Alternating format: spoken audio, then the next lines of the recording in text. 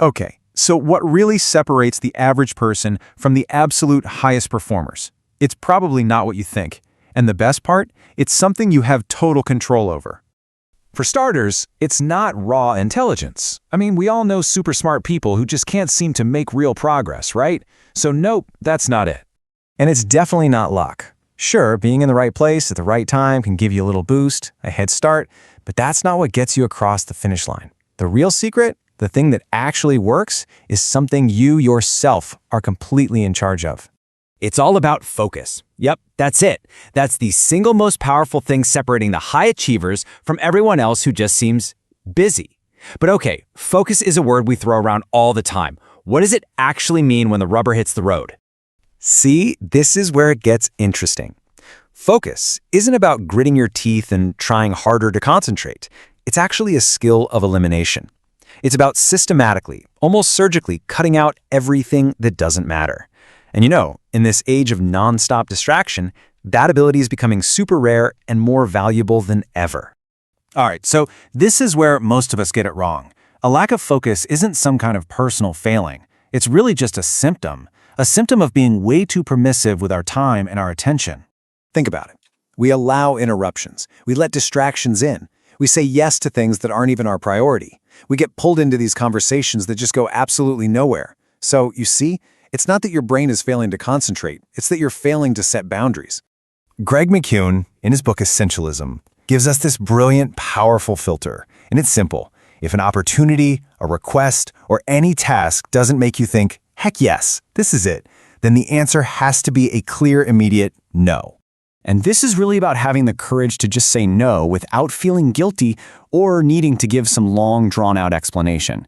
If it doesn't line up with your core mission, your main goal, it's just noise. It's a distraction, period. Okay, but saying no is really only half the battle, right? Because to say no with real confidence, you have to be absolutely crystal clear on what you should be saying yes to. You just can't focus if you don't even know what your target is. If you don't have clear answers to these questions, then guess what? Everything feels urgent. But here's the secret. Things only feel urgent because what was truly important got pushed aside earlier. Clarity, that's your compass. That's what guides you. All right, now this next idea, it's a simple analogy, but honestly, it can totally revolutionize how you structure your day, your week, even your entire life. So imagine you've got this big, empty jar. The big rocks are your most critical, high-impact goals. The small rocks are those smaller, minor demands. And the sand, well, that's all the easy, quick little distractions. Now, if you fill the jar with the sand and small rocks first, there's no way the big rocks are going to fit. You have to put the big ones in first. And right here, this is the fundamental difference in how people operate. Most people start with the sand, the easy tasks, because it gives you that quick hit, that feeling of accomplishment, even if it's false. But high performers, they're proactive. They lock in their big wins first. That way they know real progress is being made, no matter what else the day throws at them. So let's recap. You've learned to say no, you've found your clarity, and you've prioritized your big rocks. Awesome. But a great plan is totally useless without great execution, right? This is where radical objectivity comes into play. It's all about shifting from just planning to actually doing. And let's just bust this myth once and for all. Multitasking is not a skill. It's a lie. All you're doing is rapidly switching your attention between tasks, and every single time you switch, there's a cognitive cost.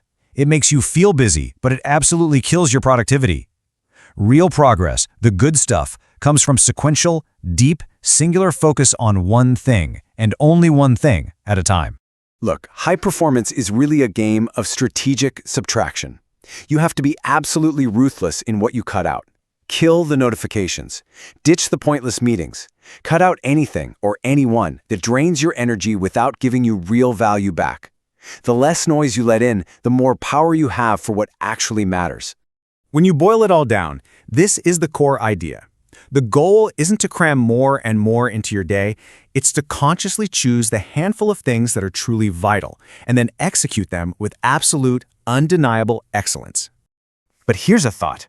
What if you do all of this? You've got perfect discipline, perfect clarity, but what if there's an invisible enemy sabotaging you? Something built right into the structure of your life and work that's secretly undermining everything. What is it? And how on earth do you fight it? All right, let's just jump right into it. Today, we're talking about building what I call mental armor. It's really the blueprint for cutting through all the noise, for finding that deep focus, and for operating at your absolute best. No fluff, no filler. Let's get to it. Okay, so you know how it is, right? You start the day, you've got the best intentions in the world. You've got a goal. It's crystal clear, maybe you've even written it down. You can feel that surge of motivation. And you've probably got a list too. I mean, every single task is broken down, it's all organized, just sitting there, waiting for you to check it off. You feel totally on top of things, completely prepared. You've even picked out your number one priority for the day. You know exactly what that single most important thing is. You've got total, absolute clarity. But here comes the brutal truth. If your environment is a mess, if it's chaotic, none of that other stuff matters. Seriously. Your goal, your list, that top priority, it all just gets shattered by the constant, relentless pressure of distraction. So, here's the big takeaway. Concentration isn't some magical mood you just stumble into. No, it's a protected state that you have to build. Think of it like building a fortress. And that fortress needs a solid architecture, right? A deliberate structure designed to keep the enemy out. And look, to build that structure, you've got to know your enemy. It turns out that every single distraction you'll ever face comes from just 3 main sources. So let's name them so we can learn how to defeat them. Okay, so what are they? First, you've got the external world. That's everything happening around you. Then there's the internal world, everything that's going on inside your own head. And finally, the big one, the technological world. You know, the stuff that's constantly buzzing in your pocket. Let's start with the external. We're talking about that messy desk, those constant, hey, got a minute interruptions? Those aimless meetings that just suck the life out of you. Here's the secret that high performers know.